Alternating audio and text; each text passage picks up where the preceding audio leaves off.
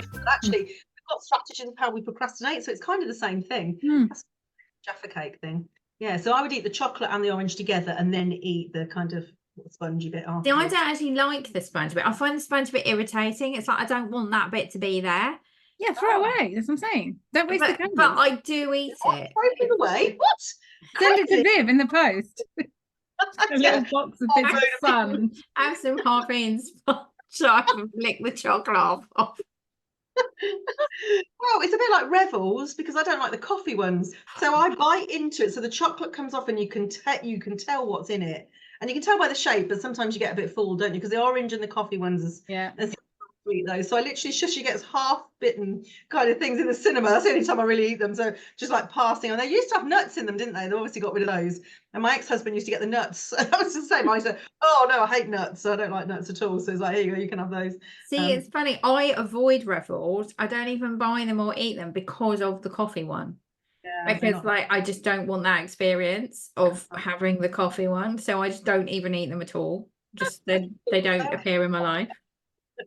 I've always wondered why they don't do individual bags of the ones we love. Like the orange ones. I like Quality Street a little while ago. You can get the purple one, can't you? You get a whole box of the purple. Well, now in like Sainsbury's or whatever, they've got all the Quality Street, and then you can go and get what ones you want. And same with the Lindor balls, you can like make up your own like quantity of favourites. Yeah, don't listen. Okay, they don't. I think they stopped that. They don't do it anymore. They don't do that. That's a lie, Katie. That's a lie. I made that. I dreamt it. It was a dream. Definitely not a Sainsbury's near my house. No, nor mine. Well, actually, yeah, we don't have one near us, actually. We're all Lidls and Asdas and things around here. But years ago, I used to work in recruitment. You probably don't know this. And for other people before I had my own agency. And we had a client who were called Ashbury Confectionery. I don't think they're there anymore. But they did all the pick and mix for Woolworths. So when I used to go on a client visit there a lot. Like they were the main client visit I went to because they used to show us around the factory. And they used to give us all the chocolates. So you could just take them off the production line. Literally. You could just take them off they had no problem with it. So I'm there in the strawberry creams just like this like some sort of crazy. You're like, oh god, I've just been to Ashbury Confectionery, and all the girls wanted to go that worked for me. They were, oh, should we go to Ashbury Confectionery? My mum used to have a story like that. She used to audit Cadbury, and it was the same thing, and you could just walk around eating all this, and she ended up actually hating for the rest of her life all Cadbury chocolate. Like she just couldn't eat any more of it because it was like, that you could just eat as much. It was everywhere. Have you been to the Cadbury's factory in Birmingham? No, I've not been. We took the kids, and the smell, and some of the workers said, like, once you've worked here, you won't eat it again because when you smell it all day, like at first it's like, ooh, and then you're like, oh, it's just this constant sweetness. It's an overload on your senses. Think, wouldn't you? So just to dispel this myth for some of us, I then started a company called the Sugar Free Superstore. It's one of my first businesses. Did £250,000 turnover where I was selling sugar-free and diabetic chocolate and sweets. Wow. Bought them from all over the world and sell them online. One of the first .coms, 2002, so that's how long ago it was. Been doing this a long time. And you'd think, being surrounded by it, I wouldn't want it because I could just eat mine. I had like thousands and thousands of pounds worth of sugar-free chocolate, and most of it, like especially then we had got Gillian seashells. You wouldn't have known. Free. So and I still ate my body weight in those, and also they have a laxative effect, so that's quite nice as well. This is being recorded as well. Lovely for anybody that listens back to this. So that you think that would put me off as well. You think I'd only eat one or two. No, it's like still love chocolate, and I spent 4 years in that business and still love it. So people say, oh, if you're surrounded by it, you don't want it. Like it just wasn't. Like I don't eat cake now because of that thing. I was surrounded by it for 9 years, and the smell of cake, and like when I met somebody yesterday, and they had this Victoria sponge which looked amazing. It was like orange and raspberry Victoria sponge. I went for toasted cheese and ham sandwich, and I was like, why am I not like ordering the cake? Like, why am I not having tea and cake? And I still, it did work on me. And white chocolate, I hate white chocolate because of the ganache, and that I spent 9 years just with white chocolate, like there the whole time, and I hate white chocolate now. So for me, it did have that effect. Yeah, not so much for me. I kind of hoped it would as well. But so we create anchors for these. I've just finished, they're on week 19 in my She Coaches certification. And we've been talking about anchoring and how we anchor things naturally and how we can anchor them purposefully and how we can unchain them and stop them from being. So it sounds like you've got a very powerful negative anchor to white chocolate there. But I've never managed to get that. I obviously had a positive anchor. It was You're successful. looking for it, yeah. No, I think it's because I'm just actually looking at that differently, because people I was helping, because they were diabetic and they still wanted to eat chocolate, and we're going back in the day now, it's not like it is now, it wasn't available in the supermarkets and stuff, so they were really grateful. So actually I created a really positive association with chocolate as well, rather than obviously Katy having to smear it on cakes all day. It's probably exhausted, I would imagine. But I was covered in it, because like you kind of doing it, it's like plastering, and then like that, and then you're scraping it off, and then it's here and it's sticky, and there's white chocolate, and you're trying to get it off, and then you're doing it again, and the smell, and yeah, I hate it. just extremely making me salivate. Just we're getting a little bit hot under the collar about that. Oh, just imagine that. Oh, anyway, but yeah, how we do things is really important. So that's the theme of what I'm talking about today. So that's why I started the recording. But we've all got our ways and our things, haven't we? Like something that you would do, Katy, I wouldn't dream of doing, and Lisa would probably do differently. We're all so different. To find people to live with is some sort of mystery. Because of course we've all got different, yeah, some of us don't bother, and others just go, oh, why did I bother? Yes, but we all find our patterns and ways of doing things, and so procrastination is what I'm talking about today. It's my whole theme for the whole of March, because it's a big subject, because we know we're doing it, don't we? That's the best of it. We know when we're in our own way, we know when we're procrastinating. Like, I don't have to teach people what that is, and we've all got different ways of doing it. So my first question to you, and anybody that's listening to this now, is what is your chosen and favourite procrastination method? What do you do? What do you turn to?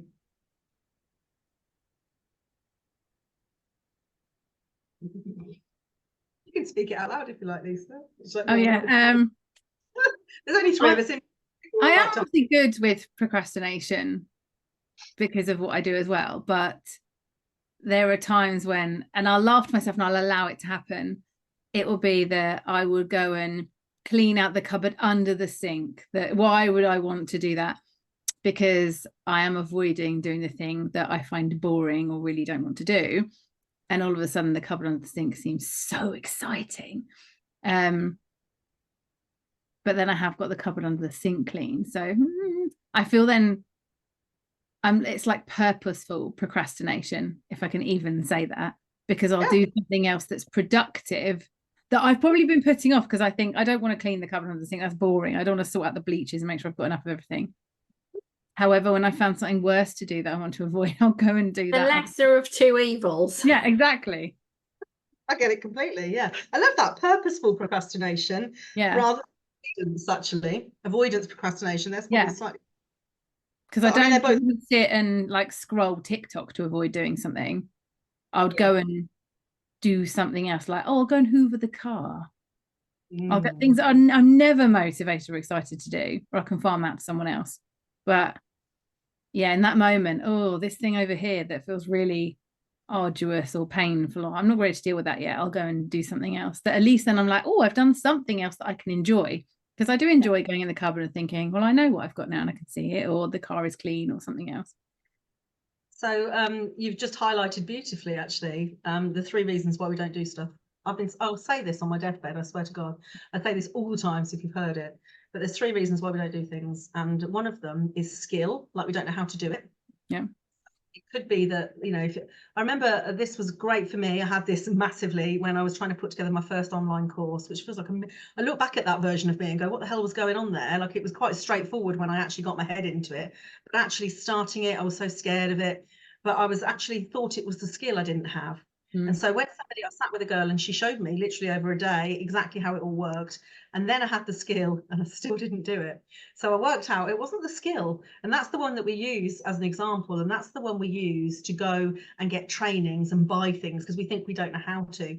But actually, that's really easy to do, isn't it? I mean, we can YouTube everything. We can get it now. We've got no excuse for not doing things. My wife spends a whole day YouTubing things of how to get the plug off of this and what's happened. We've got one with a hot tub that's not working, so she's on there working that out.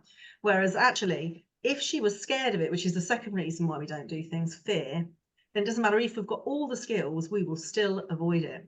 And we need to really work out what we're scared of. And you just said that, like, it's something's a bit too arduous, or it's too much, like I just can't deal with it. Something emotional running in the background. So one of them is practical, physical, and the other is emotional, like I can't, or I'm scared to, or maybe last time you did something similar, the brain is bringing back that kind of thought process of that didn't go well, or that didn't feel nice, or nobody appreciated it. So that will sit in that fear state as well. And then the third reason is because it's just not valuable enough, the value of it. So 1 is skill, 2 is fear, and 3 is value, i.e. it's just not worth it. And I was like, blogging, I use this as an example always, because I had it on my list of things to do for about 4 years. Start writing blogs. That was the list. I mean, it was a ridiculous command. I go look back at that now and go, that's why. But I didn't know the value of it. And I remember going then to a networking event, and there was a woman there who talked about blogging, and she did such a good job at explaining the purpose of it. And she showed the difference in her life and her business and her website and her engagement through the blogs she put out there. And I came away and thought, shit me, I need that. That's absolutely, it sat on that list for so long because I didn't know the outcome. I didn't know what I didn't know. I didn't know the value of it. And so then when I started doing it and I found the value of it, it then becomes a non-negotiable thing. I don't procrastinate that anymore. So I think a lot of the things that are on our to-do lists, or whatever we call those, are because they're one of those 3 things. And so the first thing I encourage people to do is to work out which it is. And they'll say it's skill, and then we'll say, well, actually, so if I taught you the skill, would you do it? And they'll go, actually, no, I still wouldn't. Because I said I didn't know how to do blogging. I remember saying, I don't know how to do it. And she said, oh, well, I'll teach you. And I was like, no, well, it's okay. And I kind of made all these excuses. And I realized, oh, that's not the problem, is it? And I think I was a bit scared that I didn't have anything valuable to say. That was that I didn't think, or maybe someone was going to contradict what I'd said, that whole kind of fear of judgment and all that sort of sitting in the back of it. So yeah, the first thing is to go down your list of things to do, not the stuff that's just everyday stuff that you're getting on with, because the everyday stuff you're getting on with has a high value, which is why you get on with it. Like, you never don't pick your kids up from school. You never go, do you know what, I'll do that next week. I'll just leave them there. I'll do that next week. Can't be bothered with that. No, because it's really valuable to you. And I know it's a stupid reason. It's a bit like, I'll never not have a cup of tea as the first thing I do in the morning. It's got a really high value. I feel completely out of sorts if I don't do it. So I don't procrastinate making tea. I don't procrastinate like brushing my teeth. Like, there's some really basic things that we can look for clues as to what we value. Whereas I will start to procrastinate things that sit in one of those 3 categories, and then I can start to work out what they are. So yeah, I'm sure you're thinking about some things now. I was going to say that purpose thing. I was working with a client a couple of weeks ago, and we were talking about she's like very ambitious, very passionate. She's saying, I want to do all these things, and this is where I want to be, and this is where I'm going, and this is how I'm going to execute them. I was like, let's look at all those things. Like, why are we doing all of those things? And why haven't we done any of those things then in the years before, until kind of us meeting? And again, there was no understanding of what's the purpose or value of doing that, because it's on my list because I feel like I should have that, because to be successful, I should have those things. I should be doing those things. So, but by doing that, what will you hope to gain? She's like, actually, I don't know. Is that okay? Why? And should we just take it off the list? She was like, yeah. And it was like that freeing. And I'm the same. Like, I have, my phone is like full of reminders. So if I'm out somewhere and I forget something, I'm like, a reminder, then I won't forget. It'll remind me when I'm at home. Then sometimes I'll go through and I've got some, I'd say, fairly trivial things in there. Some are really important, some are trivial. And I scroll back and I was like, there's some at the start. I'm like, crikey, that's been on there for a year. What am I doing? Goodbye. Like, goodbye. It's some things I might be nice to do one day. I'm like, if I've not even thought about that again, that's not important to me. It doesn't deserve to be on my reminders. Best example of this, these little smartwatches. So every hour I've got mine set and it says drink water, and I go, yeah. I just completely ignore it because it's not valuable enough, right? Drinking water, yeah. I know it should be. Like, it's a crazy, and this is not a conscious thought, because consciously I know I should drink more water. I know it's the answer to a lot of problems. It'll, stop hunger, make me feel better. It's better for my body, la la la. But listen, I can tell you this little bottle of water here has been here for about a week and I've never touched it. That's how unimportant it is, right? Because my unconscious doesn't believe it. And that's the challenge. That's the challenge. So of course I just swipe that across. And it also, there's one that says, oh, get up and walk around. I go, oh yeah, I'll do that in a minute. Not as important as the stuff I'm focused on helping my clients or doing whatever I'm doing for the business, because that's more valuable. So sometimes our procrastination is either, and it's a bit like you with the kitchen sink, it's just easier. We want a quick win. This is a dopamine hit. We want a quick win. We're feeling a bit shit about stuff we've got to do. We're going to do something. I'm a stationary cupboard cleaner girl. I know when I'm in my stationary cupboard, cleaning things out, making sure all the pens work. That's my favourite one. I'm like, yeah, what are you avoiding right here?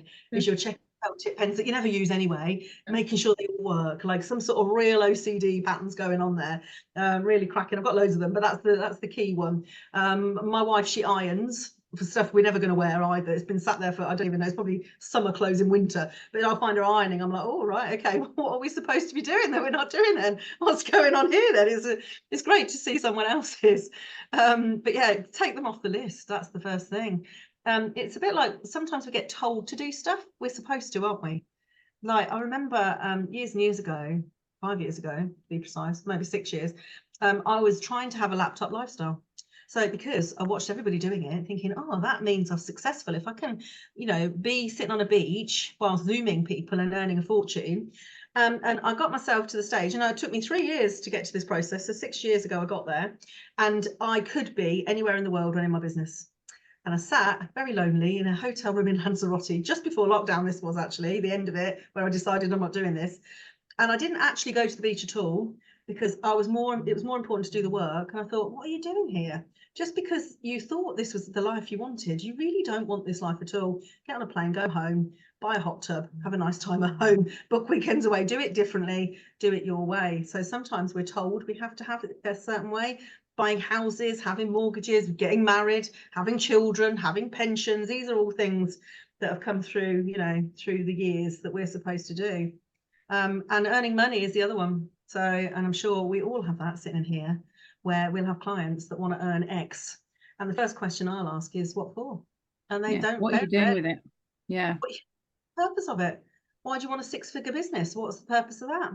You don't really, do you actually? You don't really want a 6-figure business. You just think that makes you sound good or people will value and respect you. But actually, the stress and pain you're causing yourself to get there, is it really worth it? What do you really, really want? So, yeah. Katie's got something to say about this. No, I was just thinking, yeah, I agree. I say that to my clients too. Yeah. It's like, what is it? Why do you want a 10K month? Yeah. Like, what? Who pulled that figure out of the air? Like, what's that going to get you? Why?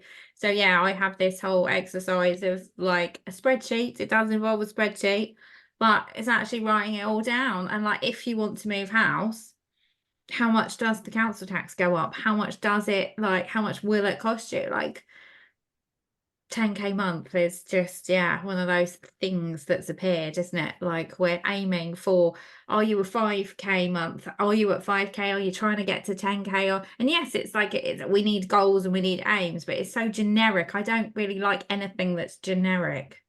So yeah. Can you talk about 5K? Because I know that's where I hit, where it made a difference. Once I started bringing that into my business without very many outgoings, because that's the other trick, isn't it? So some people can have a 10K month, they've spent 9K getting it. It's like, well, what's the bloody point of that? You may as well just coached a few clients and, had a nice time and, made £1,000 profit. Like it's not even a real statistic, is it? It's not a real amount. No, so. it's so, that's what I mean, it's so generic. It's there's this printer that I know, and he used to I don't know if they're even still around. Do you know, like Moo? Like, they would come out. He used to actually do the printing for Moo before they had their own machines. But before he became this big, like, person doing all this printing, he was just a print outsourcer. So he would just be the middleman, and he would just like outsource stuff and do stuff. And he was saying, like, he earned more money then than he did now, having these big warehouses and these big fancy machines and all this turnover and all this stuff, because of, like you say, the outcome, the output. Like, he's had to invest all this money and all this stuff to get the revenue higher, but he takes home less money. So, like, what's the point? Yeah. And the risk is higher. And the headache is higher, and he's got staff, and he's got all this stuff, and he's got all these things. It's like, do you know what? I made more money and had an easier life when I was just a print outsourcer. Absolutely. In fact, I think that's the narrative that needs to be changed, though, because there's so much noise in the online space, in pockets of quite disingenuous messaging about, yeah, you need to have this and I'm earning this and blah, blah, blah. And I think that honesty comes from, like, I've said to people that actually I don't need to have a 10K a month business. I don't need it. And that's not my goal. Like, I've had a business with staff and responsibility and things. I don't need that. That's not my aim. I know the life I'm trying to create. I know the person I want to be. I know the legacy and the impact I want to have in the world. And if I'm creating that more quietly, that's fine. But I'm creating it in a way that feels authentic to me and feels good to me and lights me up. And that's okay. And like, the money will come, but I don't need 10K months. And I think it's that people finding that confidence to say, actually, some people, their business might be, oh, if I could make £200 profit a month, that would be amazing. That's their thing. They just want to afford Clark's shoes for their kids, and that's it. That's okay. That doesn't mean you're not ambitious or doesn't want it. It means that that's right for you. I had a massive wake-up call with this about 5 years ago. It must have been. COVID messes the years up. Might have been 6, might have been 4. I don't know. I genuinely don't know. Anyway, it was a while ago. It was really when I was trying to work out what I wanted my product offerings to be and how I was going to do things. And I really was in that space. When you get into that space, the procrastination comes from comparison. We compare ourselves, don't we? Like, it's like, oh, I can never be that. I can't do that. There was definitely a bit of that going on for me. And I went and I booked a day with a 7-figure coach, essentially. She had a very successful business. She lives in London. It cost me a lot of money to do this day and to get there. London for me is a bit of a trauma. And actually, she didn't live anywhere near a tube. She had to walk, which I'm not very good at. So I was absolutely fucking knackered by the time I got there. Anyway, so I got there. She had a beautiful kind of room at the end of her garden. It was really lovely. And she was great. And we were mapping out my business. She had this big Perspex wall, which I was like, oh my God, I want a big Perspex wall. I was like really thinking, oh my God, I should be this, really comparing myself. And then when we started to get into the figures and everything, and I started to tell her what my business was turning over. And then she said, and what's your profit? I said, well, you just take like £1,000 a month off of that. And that's, I don't have many outgoings in the way of expenses. I've got, so, probably this is probably the most expensive thing I've had this month, most of it. And she said, so you've got this in profit? And she just stood and looked at me and she said, you make more profit than I do. That's a true story. And I stood and looked at her and went, what am I fucking worrying about here?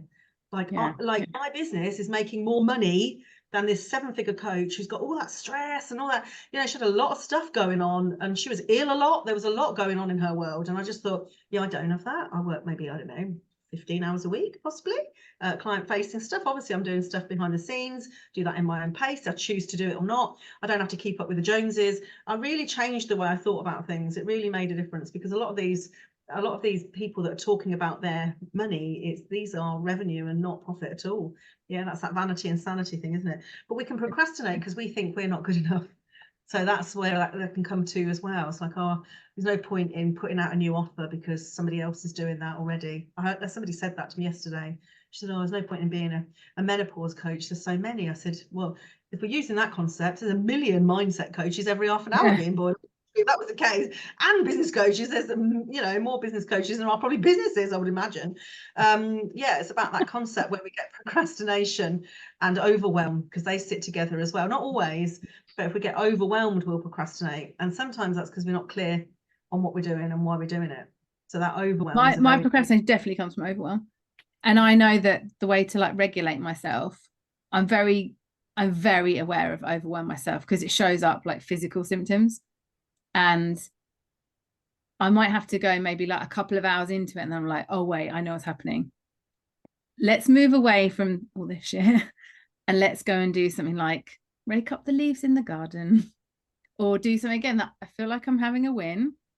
I'm calming myself. I'm gathering my thoughts. I'm not just going to force myself to sit here for the sake of I'm working because I'm at my computer and being in pain and being miserable.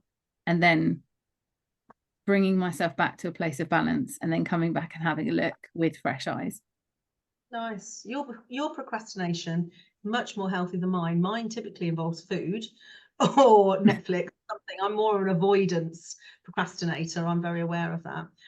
Or I know if I'm retyping or tidying up my to-do list, I know I'm avoiding something there. So it's like I'm planning and trying to work out which bits are important by not having to do them, but can work out like I'm thinking about them. It's like that's the only other one I do.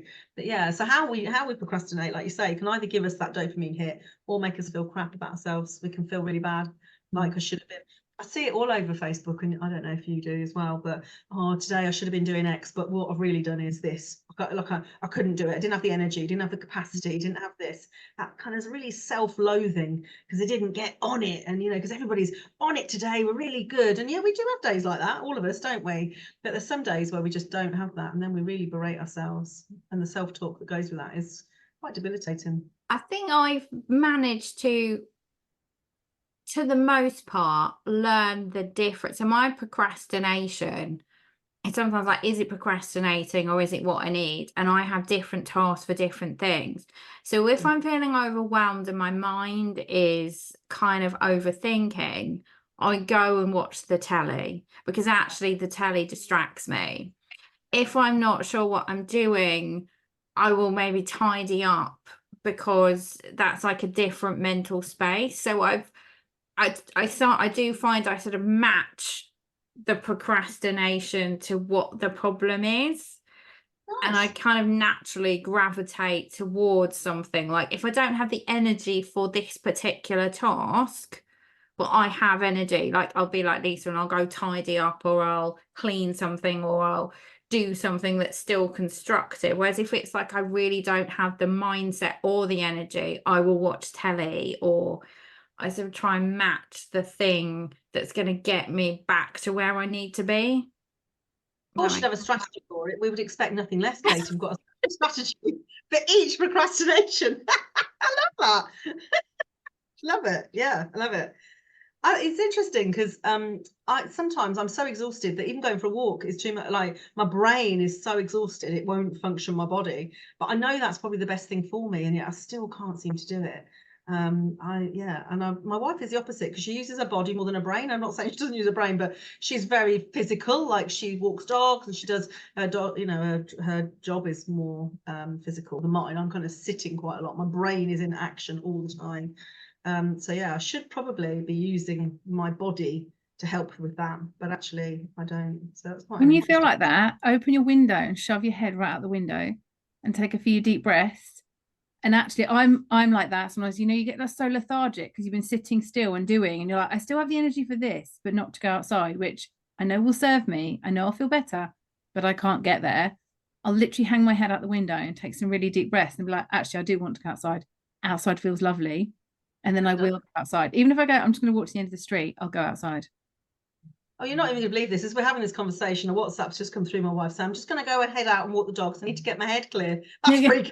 I mean, the coincidence of that is really quite crazy. Yeah. I'm just going to put my head out. And I've got Velexes, I don't know if you can see them. So that'd be quite easy to do as well. Yeah. The temptation to jump out wouldn't be there. So I'd be just don't want to go out that much. But yeah, no, I've never thought of doing that actually. Yeah. And it's quite stuffy. I've got heaters on up here. It's quite cold at the moment, isn't it?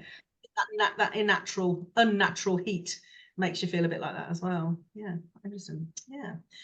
So sometimes it's overwhelmed because we've got too much to do, isn't it? It can be overwhelmed because we don't know how to do it or what to do. Sometimes the expectation we have of ourselves, that's the other part of it. There's too much to do. Like, I don't know how you women with children and businesses, I'm like, that's a lot, isn't it? It is a lot. It is a lot. And yeah. She's too overwhelmed to talk about it. Yeah, it is a lot. And I think because also there's just another layer where, I mean, obviously my children are young, therefore they absolutely need me to be present. If they're ill at school, of course I'm going to go and get them. If they're here, of course I need to serve them and look after them and be present for them. When they're older, I know that will change, and there'll be another chapter, and for me, my business, for them, for our dynamic. But right now there is, I think the time I have, but where it does serve me is I know I am much better working under manageable pressure and self-imposed pressure. And also I'm much more effective in short bursts. So I've now structured my time in a way where I'm never client facing before 10 o'clock, unless I absolutely have to be. Because I like that bit where regardless of whatever morning we've had at home and I get the kids to school, and if I want to walk home with someone and have a chat, I've got the space to do that. If I want to come in and have a tidy or have a coffee or stay out the window or do emails, I have that. And then I can get myself energetically ready to show up in a way that I feel good and other people will receive it well. And then I know that I have my time with my children after school. It's really important to me. And when they go to bed, I'm happy that I work at some evenings, but also because I have this very investment in myself in the week where I will structure in time for playfulness and fun. That's really important to me because, and it's not like once a month, it's like every week I'll have a little bit of time where it's like my permission time. Like I can do anything I want with that time. If I want to go and sit in Starbucks and stare out the window at strangers for an hour, I will do that. Or if I want to lay and watch Netflix or scroll on TikTok all day, I will do that. Or if I want to go to the shop or meet a friend, or I have that time so that I know even when I'm under pressure, this is my work time. This is my time to be mum and be present. Here's a little bit of contingency for all the other things. And that time is for me. And sometimes I get to that time and think, actually, I don't need that time. I feel really motivated to work. Therefore, I'll work if that's what I want to do. But I know then I still have that. If I need it and I'm exhausted, I'm not waiting 4 weeks or 6 weeks or have someone, loads their diary like, oh, I'm back to back in calls. That sounds awful to me.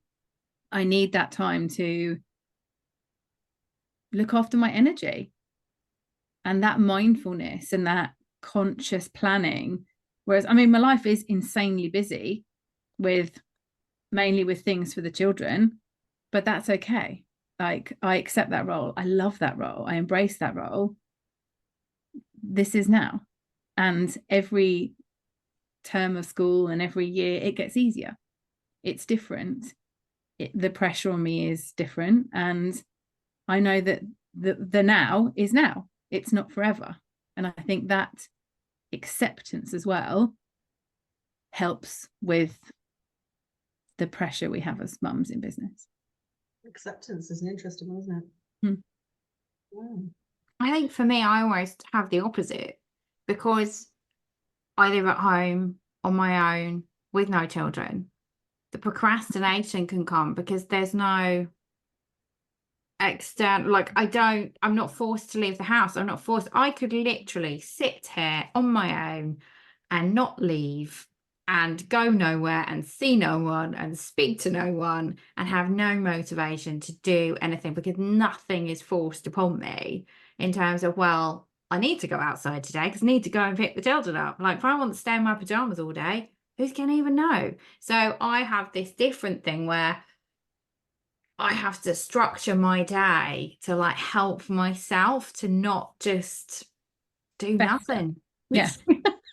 Like, Tucked away like a hermit. Yeah. And it sounds amazing, but if you've not got anything to pull you out of what you're doing or to kind of rejig your mindset, I'm left to my own devices. It's all down to me. There's nothing external coming along to jig me up anywhere. If that makes sense. You're going to love this because the bit I do know is I'm a 2-5 and 2 is the hermit. So I could quite happily, and before I met Emma, when we were just going into lockdown, I thought, when did I last go out? In fact, when did I last wear a bra? I think it's about a week. I literally didn't leave the house at all. And I thought, that's not good, is it? And I didn't even care. Like the hermit in me was rife. I mean, I literally need space. I need space on my own. I absolutely do, always have done. And I'm an only child. So it was I used to think it was because of that, but now I'm really understanding more about the human design side. But yeah. So I've got the 2 and I'm an only child too.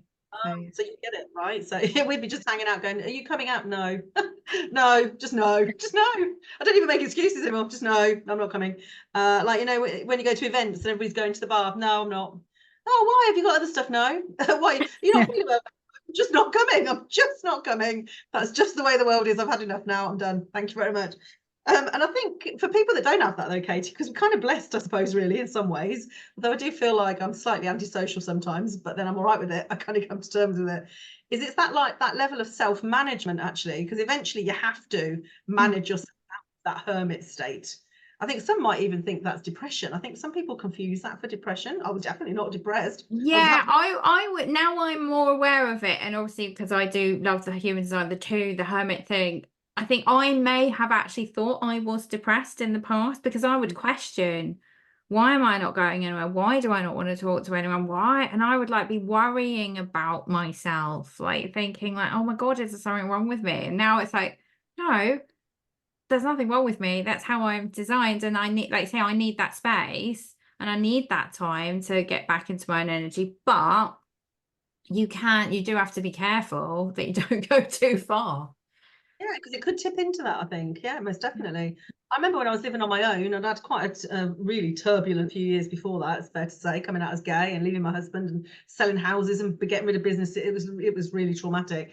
And I remember sitting in my nice rental house thinking I was going to hate it. And I was as happy as Larry, honestly. I was sitting, it had whitewashed walls and it was much smaller, like a fraction of the size of the houses I'd ever lived in.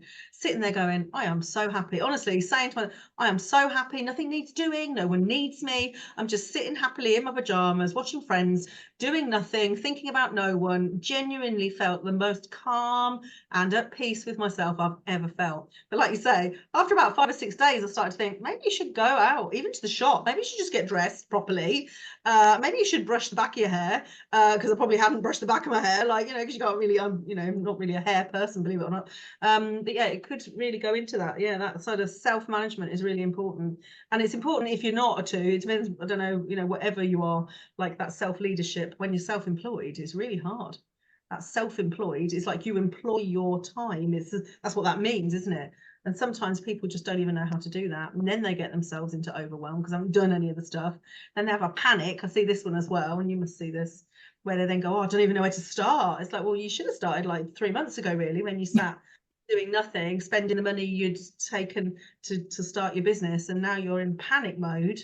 And that panic mode creates all sorts of stuff. And they've got panic procrastination as well. Like, I don't know what to do, so I'm just going to sit and freeze. That's the next. Freeze. Yeah. Yeah. You feel like you know that one, Lisa. That's prevalent, honestly. Matt with us, there's so much to do, therefore I'm doing nothing. Yeah. Like, okay, well, that's even less helpful. Yeah. It's like being in the middle of the storm. Like it's all around. But you're not doing nothing, are you, at that time, though? That's not a relaxed nothing. That's I should be doing something. It's like it's something ticking away. Oh yeah, it's like I describe, there's a woman I've interacted with before, and her energy is like this. I describe it because she's always like, they're like, and I know I should, but nothing is considered. There is no considered thought process because there is no calm. But then you can sit, and actually, if you are in her company for about an hour, can feel her calm, and actually her energy changes, the way she speaks changes, the language she uses changes. But then I know she'll just leave the room and reset to because, and I think that's it can be a really unhealthy way for you to live in your body as well, because who wants to constantly feel like they're on edge and panicking, like in a semi state of panic?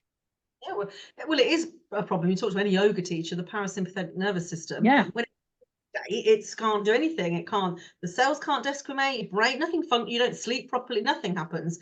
Food doesn't, do what it's supposed to do, doesn't go and digest. We're not taking in nutrients.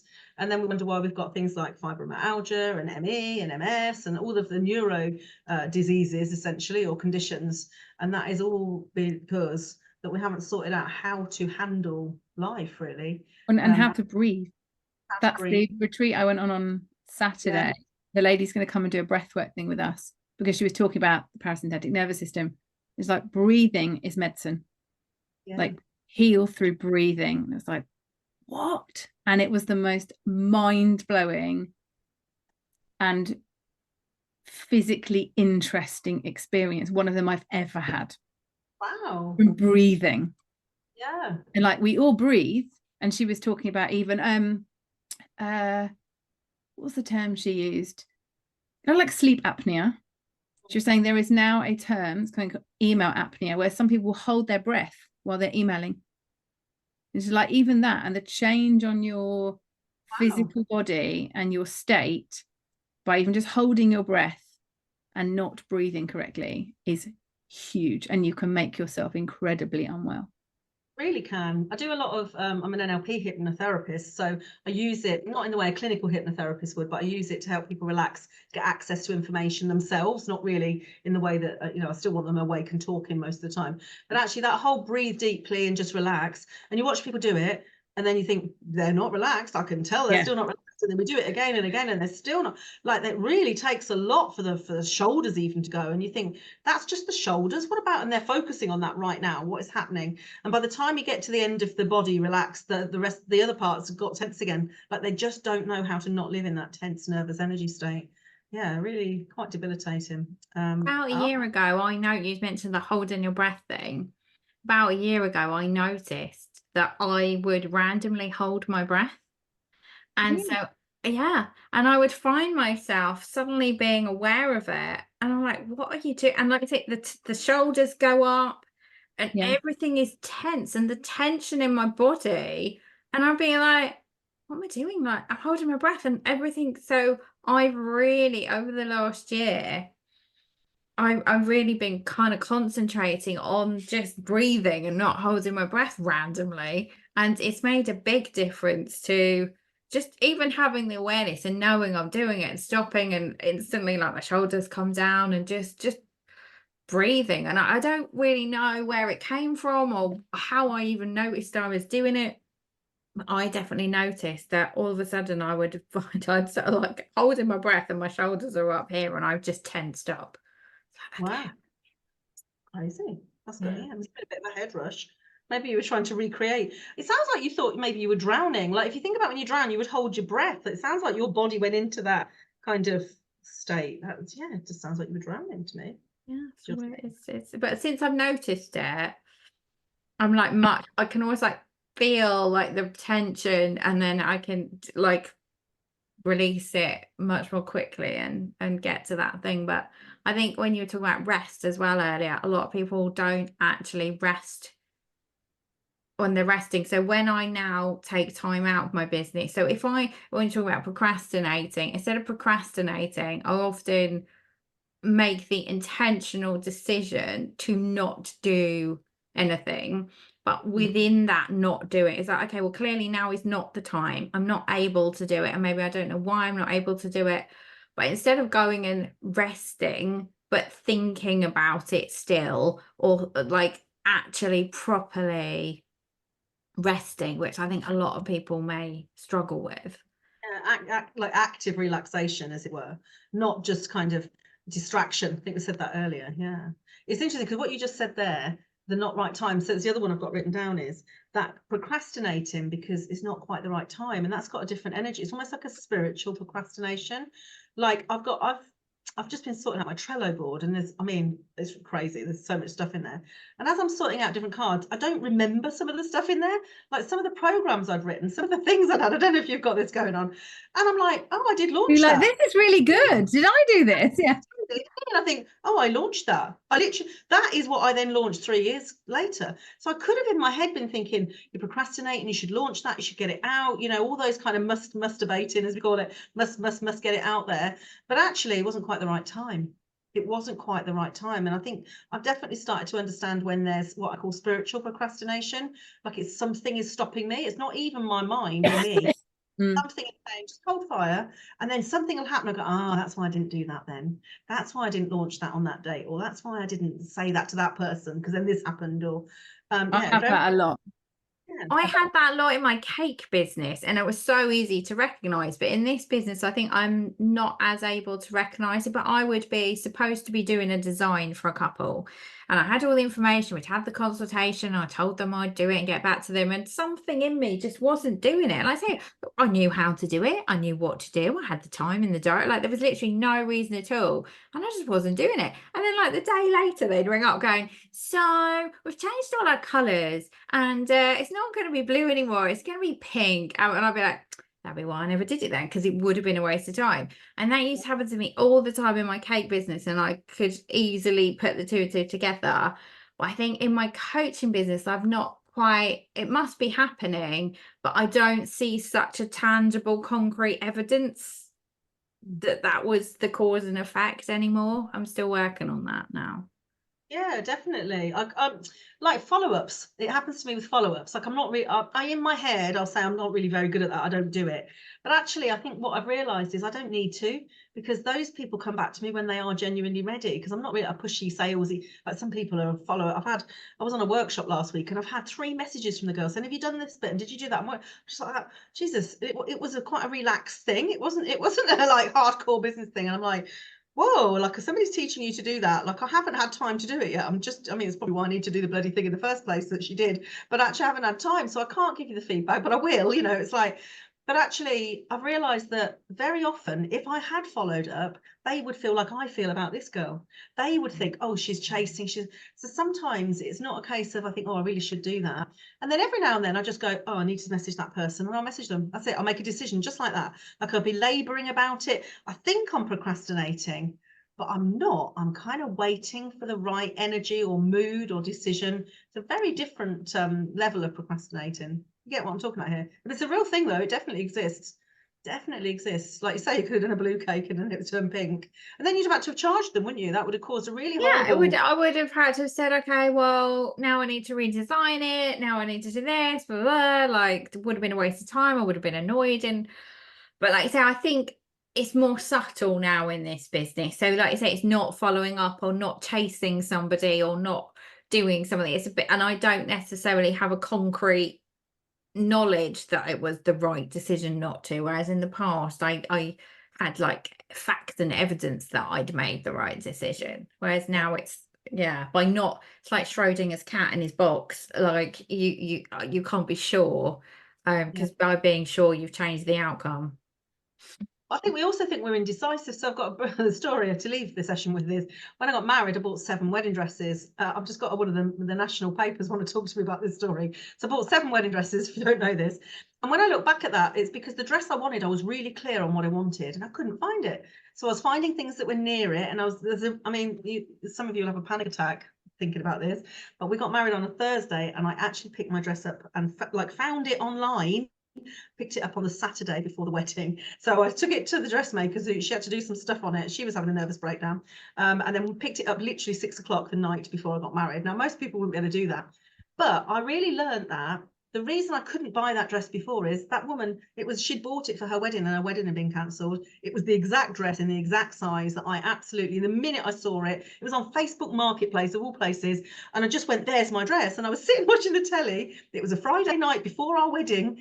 And I'm sitting there on here and Emma said to me, my wife now, as she is now, what's that face? I said, what do you mean? She said, your face looks excited. And I just looked at her and I said, I found my wedding dress. She went, you've got 6. And I was like, yeah, but this is the one. She said, didn't you think that last time? I said, no, they were lovely. Don't get me, they're all gorgeous, but that's the one. And she went, you're seriously not going to buy another wedding dress? I said, I am. I'm going to have to go tomorrow. And I met my friend there. It was literally, and can I tell you this? The woman's house was on the street my friend lived in. I mean, you can't write that, in Chesterfield. It was not even local to me. Actually, it's quite local now, but at the time I lived in Norfolk. And I had to drive there. And my friend said, I'll meet you there. And then she had the tearful moment and she hadn't been dress shopping. So I couldn't have made the decision properly. That's why I was trying to make a decision. I didn't have the thing. It wasn't available. And I say that I've got a friend at the moment who's like, oh my God, I'm single. Nobody. I said, you guys not available yet. Like you're trying all these dresses on, essentially, these guys on, he's not available. He's not come towards you. You're trying to make, best of the, and I think that happens to a lot of people in life. I think it's the same in business. Sometimes we just don't get the idea or the thing, the real thing. So we're kind of doing all the things until we find the thing. And then when we find the thing, we bloody know it. And we know when people find their thing, don't we? So yeah, so sometimes it's not procrastination. Sometimes it's a correct delay because we know it's not quite right. And if it's not a hell yes, Journey. It's not. Yeah, it's probably a no. So yeah, You understand. keep those other 6 dresses. Yeah, I sold them all. So I haven't got any of them now. So and the reason the newspaper want my story is they put a call out in a Facebook group I'm in saying, has anybody bought and sold things and made money on them? And I put on there, well, I bought 7 wedding dresses and actually funded my final wedding dress with the profit I made from the other 6. So that essentially, and then I sold that one as well. So I actually made money from them all and paid for other bits and bobs. And actually, when I got married the first time, I did the same. So it was a pattern, had exactly the same pattern. Couldn't find the dress I wanted then. And then there it was, just sat in a place I'd never been to. It was 6 weeks before the wedding, so a little bit more convenient than literally 5 days. So that was slightly more challenging. But yeah, so if it's not available to us, we won't do it. So there's so many different types of procrastination. The trouble is, in our head, we think it's the same, unless you're Katie, who's worked out, she's got a different strategy for it, which is very lovely. You categorize it. It's kind of procrastination, but they are different, aren't they? They are different. Sometimes we simply don't know how to do things, and that's true. Sometimes we're just terrified of the outcome, or we just don't know the value of it. It's not valuable. But sometimes it's just not the right time, or we're not the right person. It's just something's not quite right. I'm holding on to that last one for me being single, that the change in me over the last 3 years is leading to me being the right person and the right person being available. And I'm fully trusting the universe to send me the right person at the right time. And that is what I'm going with the being single. I really believe that, Katie. I can tell you now. I dated a lot of frogs before I met Emma. I can tell you now, like, women are a nightmare. Honestly, do not date women. They're an absolute nightmare. You think men are bad, women are terrible, because they all dress themselves up as something they're not. So women are worse than that. At least men, you kind of know who they are. They're not very good at pretending, are they? We can see through it. So, but women, and I remember thinking, what is wrong? Why have I not met the right person? I'd like separated from my husband 2013. So I met Emma in 2000, well, lockdown 2020. So I was thinking 7 years of dating the wrong people, not understanding it, what's wrong with me, I'm good at relationships, what's wrong. And actually then I decided I wasn't going to date anyone, and I wasn't going to see anyone. That was the end of it. Like you said, I'm just going to work on myself, be single. And then literally it took 3 days from me finding a dating app, putting the profile on, and having the first conversation with Emma. Bam, bam, bam. Right person, right time, right thing. I absolutely was driven to do it. And when I saw a profile, I was driven to message her, and here we are. So that real strong belief and understanding of when it's right to move forward is absolutely key, because some people will move forward when it's not right, and then we feel even worse. Self-sabotage. Then we get the wrong answer, and then it compounds, and the negative is like, oh, well, I shouldn't even try because it's not worth it. But it's like you were forcing doing the wrong thing, which is compounding, and the thing, yeah. Sometimes my procrastination brain, not just mine, lots of people I know, will say, right, you need to just do something. In fact, I've got one client at the moment. She knows the headline of her business isn't right, but she said, it's driving me crazy. I'm just going to have to get on with it as it is. And I thought, I don't know if that's right, actually. Maybe just wait, take yourself away from it. Maybe I'm going to get her to put her head out the window into the fresh air, Lisa. Maybe that's what she's doing. She's actually not in the UK at all, so it probably wouldn't be that fresh where she is. It's bloody boiling, but at least she needs to take herself away, because we get so obsessive when that's a different level of procrastination, where we're obsessing on one thing that's probably not the thing we should be focusing on at all. She needs to take herself out of that and really focus on the big picture rather than the name of the program. It's like she's literally driving herself crazy, because otherwise, and I've done this before, and I don't know if you have, I'll launch it, but I'm not really there. My heart's not in it. I know it's not quite right. There's something's not quite right with it. And of course, then it won't hit the mark. Then I'll hate on myself even more. So actually, sometimes it is powerful procrastination. So sometimes it will disempower, and sometimes it's right. And understanding that is very important. Yeah, I've got purposeful and powerful. Different times. Be purposeful, and I like that. Yes. Yeah. So there's all the different types. Thank you, Beth. Understanding what it is the first clue, isn't it, really? Understanding what it is, and then you can make your decision. And not beating ourselves up over it. Because I think that's one of the big things, isn't it? Where people go into that, like I said, that negative narrative, and the self-doubt and the self-sabotage. But it's awareness. It's all awareness. Self-awareness, absolutely. Yeah. There's lots and lots of different masterclasses that go with all of those words. There's loads of them. I've got a whole thing. I don't know if I've done it in here, actually, called the self-harm cycle. Have I done that? No. Oh, yeah, it's a full graphic. I created it after 7 years of watching this, and every time I saw something else, I tweaked it. It's like just knowing that cycle we go through, which of course procrastination is part of, self-sabotage, overwhelm. They all sit, but they sit in a cycle. We typically go through them unless we get self-aware and work out what's going on at which time. But they all usually sit with expecting too much from ourselves and others. But typically ourselves, expecting too much from the universe even, but our expectations are too high. That's what creates all of it, typically. That's what I've worked out anyway. Yeah, nice to see you guys.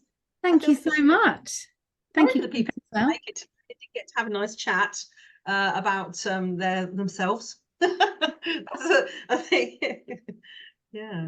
And I said, anyone who watches, you'll send the recording to me, won't you? We can tag Viv, we can ask questions. And obviously Viv's got her lovely free group as well that you can join and get involved in all the great stuff as well. So, but thank you as always for your lovely energy. And thank you, Katie, as well, for being here. It's been a lovely little I didn't even eat my biscuit. We was chatting so Oh, much. look. See, you were so excited. You didn't need your biscuit. Can I ask as well? Hang on, let me stop the recording.